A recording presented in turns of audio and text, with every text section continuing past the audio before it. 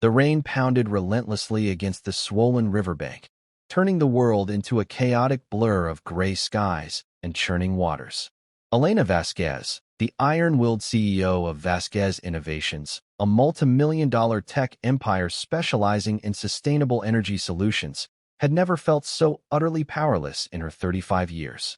Her sleek black sedan, a custom electric model she had personally overseen the design of, had hydroplaned on the narrow county bridge during the freak autumn storm. The tires lost grip in an instant, the car spinning wildly before plunging over the edge into the icy, raging torrent below.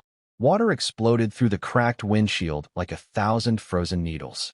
Elena clawed desperately at the door handle, her lungs screaming for air as the river poured in, cold and relentless. Her mind raced through a lifetime of calculated risks. Venture capital pitches at 23, hostile takeovers at 28, sleepless nights turning prototypes into billions. Yet none of it prepared her for this raw, animal terror. This couldn't be how it ended. Not alone. Not drowning in the dark while the world above continued without her.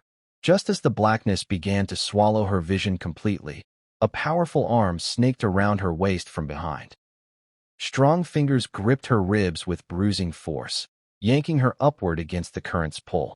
She broke the surface gasping, coughing river water, rain lashing her face. The man holding her was a blur of soaked flannel and determined eyes, his jaw set as he fought the river with every stroke. He dragged her toward the muddy embankment, boots slipping in the sludge, muscles straining under his drenched shirt. When they finally collapsed onto solid ground, Elena retched violently, her body shaking from shock and cold. She looked up through dripping lashes and saw him clearly for the first time, broad-shouldered, mid-30s perhaps, dark hair plastered to his forehead, a thin white scar tracing the edge of his left jaw like a silver thread. No polished suit, no expensive watch, just a working man's hands, calloused and steady. He was breathing hard, chest heaving, but his first words were calm, almost gentle. "You're okay. I've got you."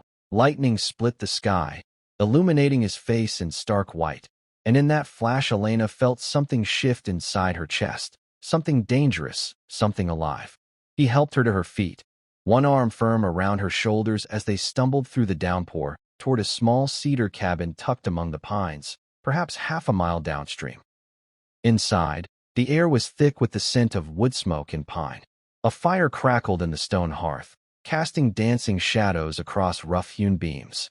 He disappeared into what must have been a bedroom and returned with thick towels and an oversized gray sweatshirt that smelled faintly of cedar and laundry soap. "Bathrooms through there," he said, nodding toward a narrow hallway. "I'll give you privacy." He turned his back respectfully, staring into the flames. Elena peeled off her sodden designer blouse and trousers with trembling fingers, the wet fabric slapping against the tile floor. Her reflection in the small mirror above the sink looked foreign, pale, vulnerable, mascara streaking like war paint.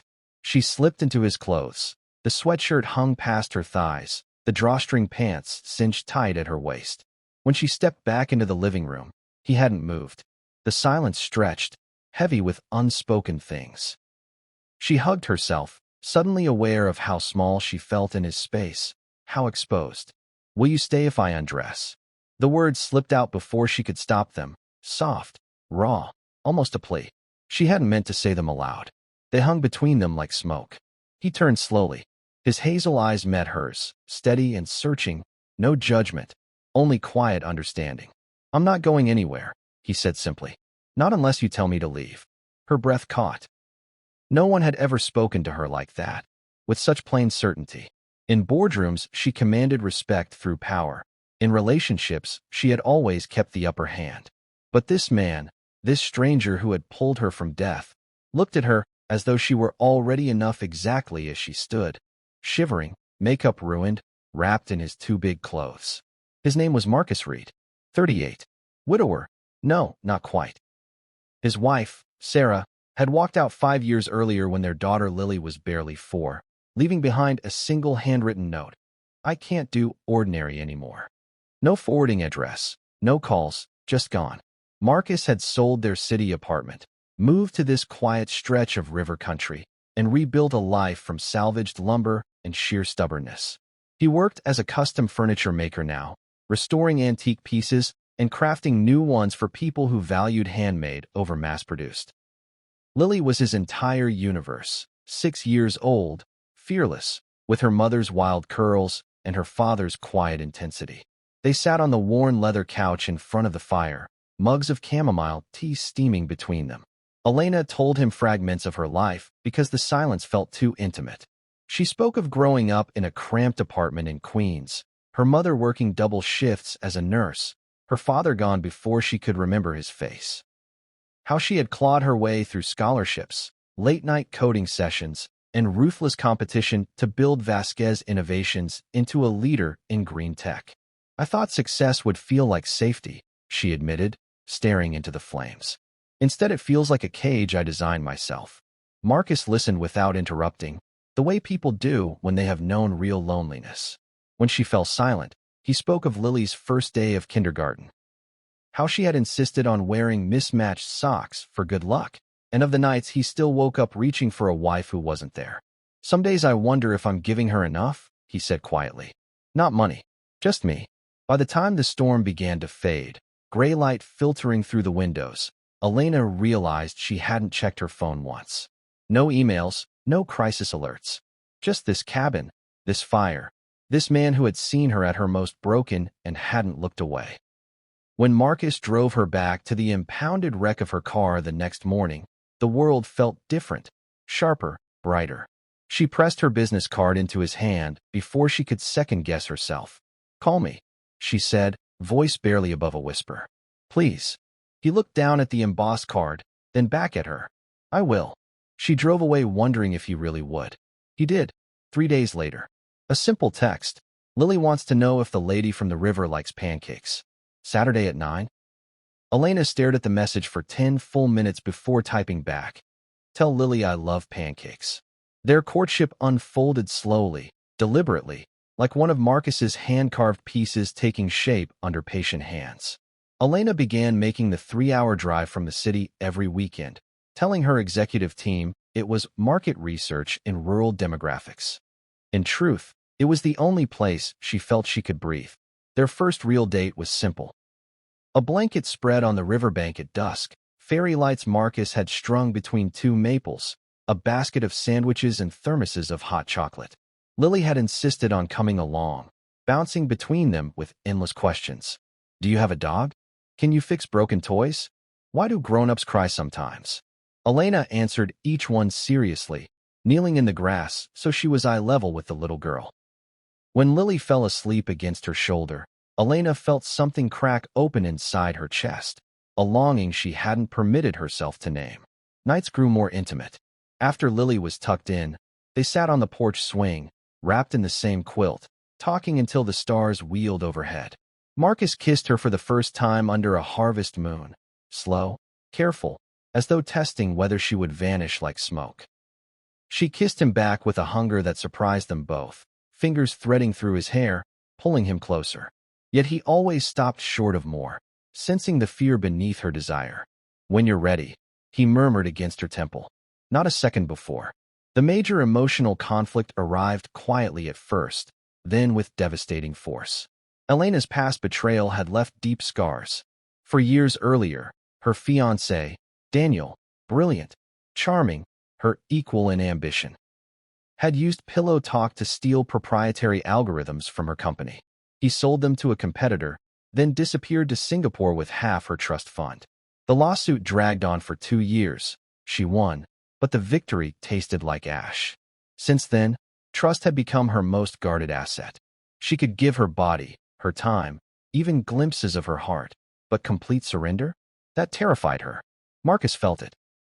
He saw the way she stiffened when he asked about her childhood memories, how she changed the subject when future plans came up. One rainy evening, after Lily had gone to bed, he tried to bridge the gap. They were tangled together on the couch, her head on his chest, listening to the patter against the tin roof. "I want all of you, Elena," he said softly. "The parts that scare you. The parts you think are too much." She pulled back slightly, eyes glistening.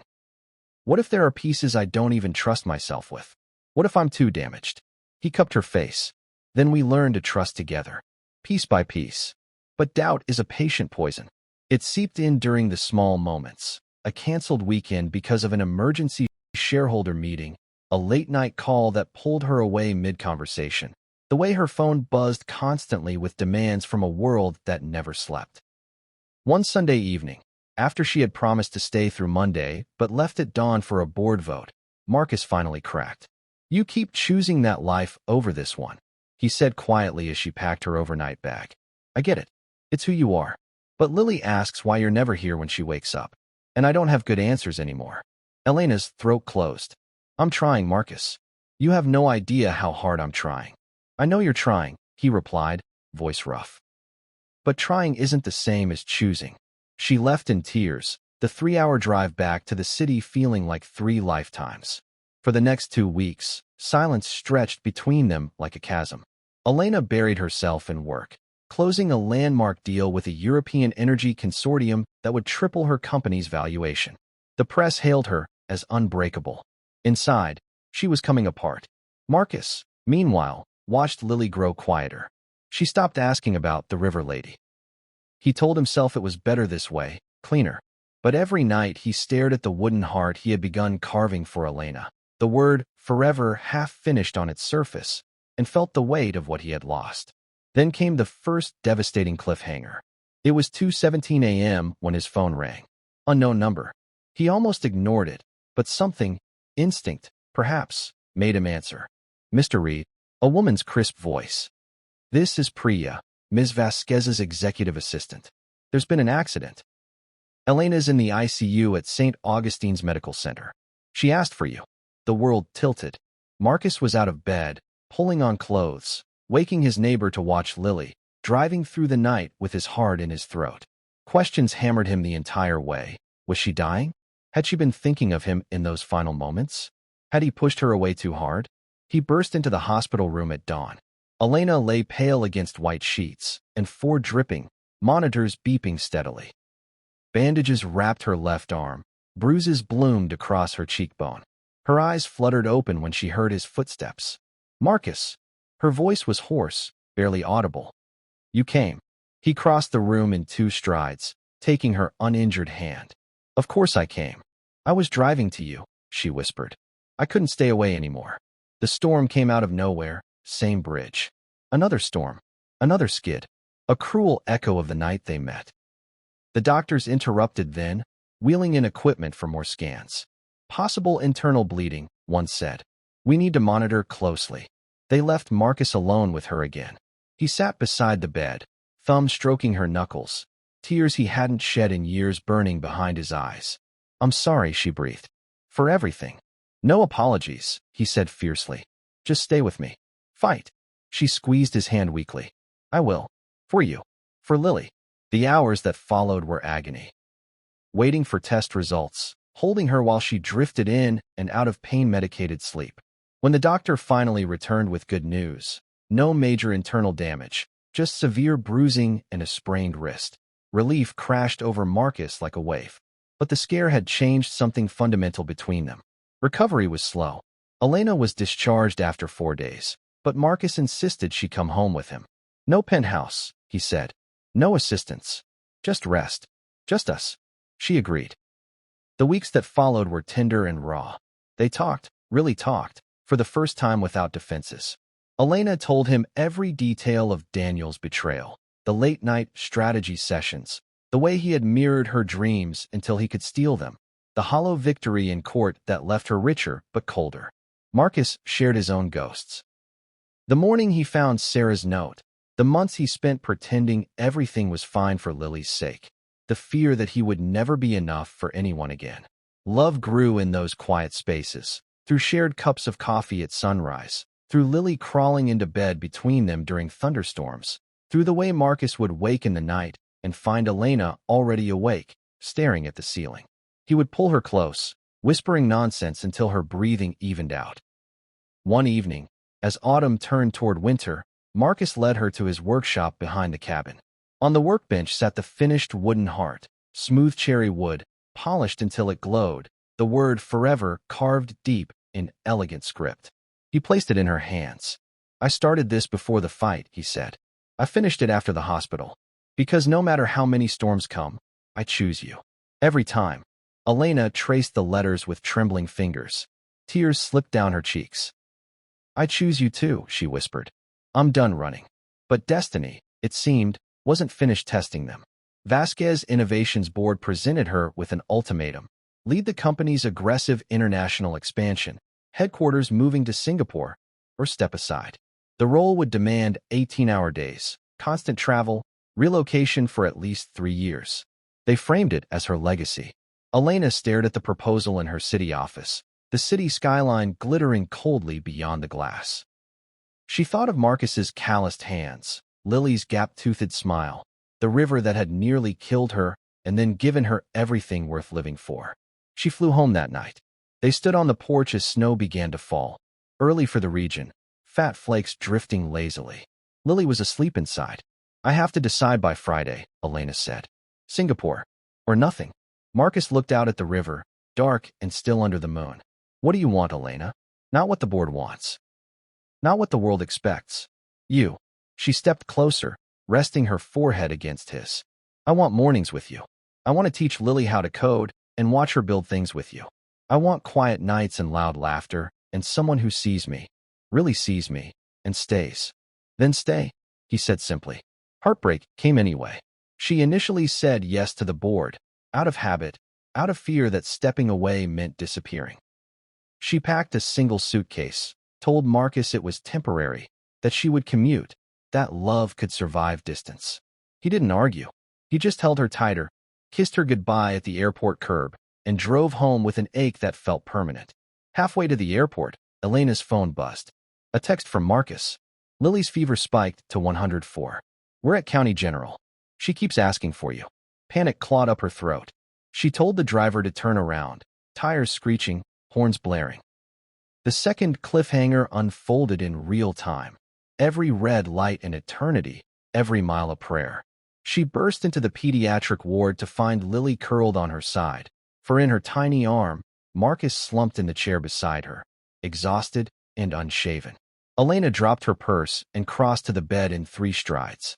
Lily's eyes fluttered open. You came, she whispered, voice small. Always, Elena said, climbing onto the narrow bed, gathering the little girl close. I'm not going anywhere. Marcus met her gaze over Lily's head. No words, just understanding, forgiveness, hope. The fever broke by morning. It had been a stubborn virus, nothing more. But the scare was the final fracture in Elena's armor. She called the board from the hospital hallway. I'm stepping down, she said. Effective immediately. The company will thrive without me at the helm. I found something that matters more. Silence on the other end. Then acceptance. She never looked back. The resolution came slowly, beautifully. Elena founded a new venture, Reed and Vasquez Designs, a hybrid company blending sustainable tech with artisanal craftsmanship. They built net-zero homes for families who couldn't afford luxury green living, employing local workers, teaching youth apprenticeships. It was smaller, slower, infinitely more meaningful. They married the following spring on the same riverbank where everything began. Lily, now 7, scattered wildflowers and carried the rings on a pillow Marcus had carved himself. Elena wore a simple ivory dress. Marcus wore the same flannel from the night he saved her, sleeves rolled up, scar catching the sunlight. Their vows were quiet promises spoken against the sound of moving water. You pulled me from the river, Elena said, voice thick. But you pulled me from something darker. Loneliness, fear, the belief that love was a luxury I couldn't afford. I promised to choose you every day, to trust, to stay. Marcus swallowed hard. You gave me back hope. You gave Lily a mother who sees her, who loves her fiercely. You gave me a partner who makes me want to be better. I promised to hold you through every storm, to remind you that you're enough, more than enough, forever. They kissed as petals rained down, Lily cheering, the river flowing steadily onward like time itself. Years passed. They built a life layered with ordinary magic. School plays, late-night talks on the porch, anniversaries marked by quiet picnics under the stars. Elena learned to let go of control. Marcus learned to reach for dreams beyond survival. Lily grew into a bright, kind young woman who carried both their strengths. And every autumn, when the first cold rain fell, they walked to the bridge together. They stood hand in hand, watching the water rush below, remembering the night fate, or destiny, had thrown them together. "You still scared?" Marcus would ask. Every day, Elena would answer honestly. "But I'm not running anymore." He'd pull her close. "Good, because I'm still here." And in that simple truth, they found everything they had ever needed. Like the video and subscribe to the channel for more emotional love stories.